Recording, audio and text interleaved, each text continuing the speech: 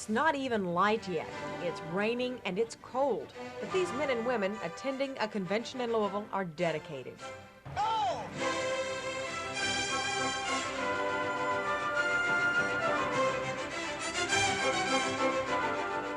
The National Running Data Center in Tucson, Arizona tells me there are nearly 30 million of us runners in the U.S. now. Every year, between 20,000 and 50,000 more don running shoes to catch up with the others who are already hooked.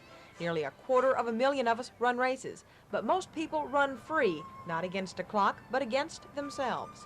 Oh, I like to get high. The high from it, exercise, the feeling. There's nothing really complicated about it, it's just I really enjoy it. Running you can do any time and all year round, and you can do it by yourself. You don't have to have 2 or 3 people to do it. Endurance, I enjoy the endurance, pushing myself. Enjoy, see how far I can go without puking.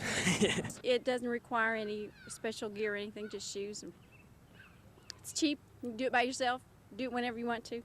To lose some weight. And then I found that I could eat a little bit more. I'm always on a diet, so I can eat a little bit more, and that was really my motivation. And now I'm into races and I'm addicted. The addiction, however, is leading to some problems.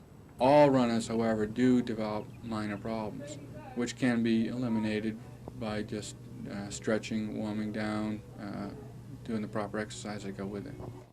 Russ Ostrom says nearly 60% of the people who come in to be evaluated at the Sports Medicine Clinic in DuPont Square come in for running problems. What they don't understand is when you start exercising, your muscles and bones have to adjust just like your heart and lungs do.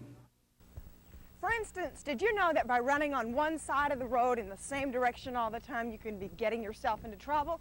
Well, that's because roads are sloped, and by running on one side all the time, you can be putting abnormal stress on your legs, so you need to cross every once in a while.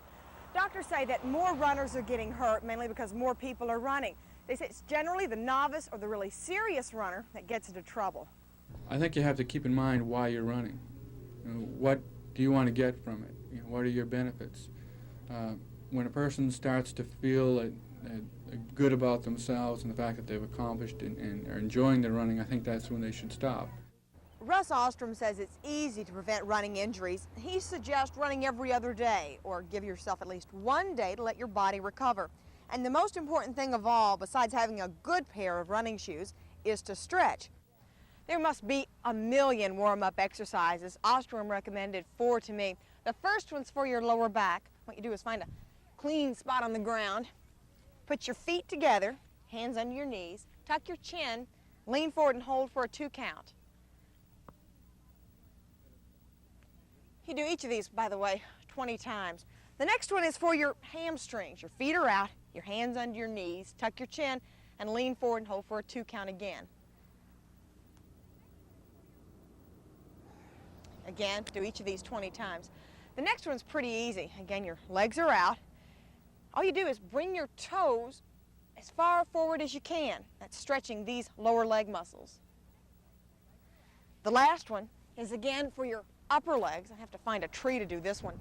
What you do is grab your toe in your one hand, bend your knee, keep it bent, and pull it back as far as you can.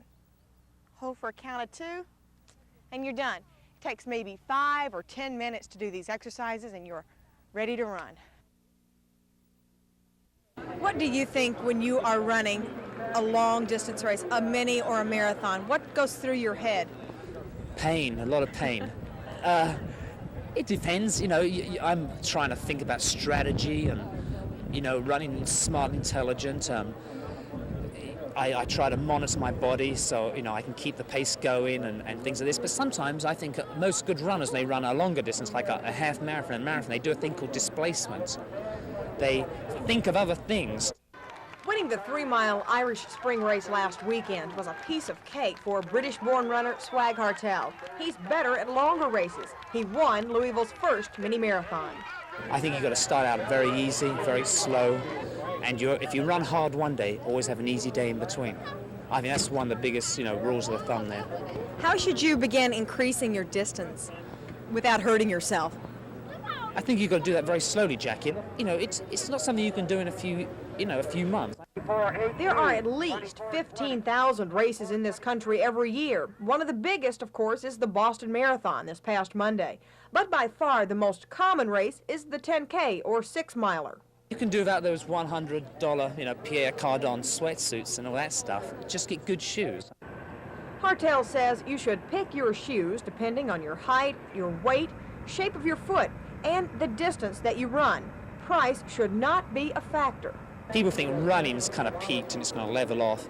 I don't think it has. I think there's going to be more and more people running because there's going to be the Olympics in America in 1984, and I think it's going to interest even more people. And next year, I'd like to go to England in May, and I'd like to run the London Marathon.